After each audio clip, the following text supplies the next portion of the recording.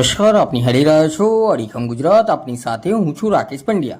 મહીસાગર જિલ્લાના ખાનપુર તાલુકાની વાંદરડવેર પ્રાથમિક શાળામાં તસ્કરોએ હાથફેરો કરી શિક્ષણના ધામને નિશાન બનાવ્યું છે. વહેલી સવારે બનેલી આ ઘટનાથી શાળા પરિવાર અને ગ્રામજનોમાં ફફડાટ વ્યાપી ગયો છે.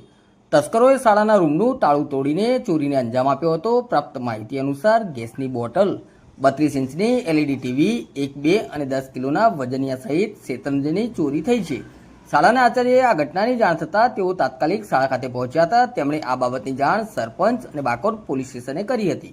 પોલીસે ઘટનાસ્થળે પહોંચીને વધુ તપાસ હાથ ધરી છે. આજ રોજ તારીખ 4/11/2025ની મંગળવારના રોજ સવારે મને વાંદરવેડ ગામથી જણાવેલ કે શાળાનું તાળું તૂટેલ છે.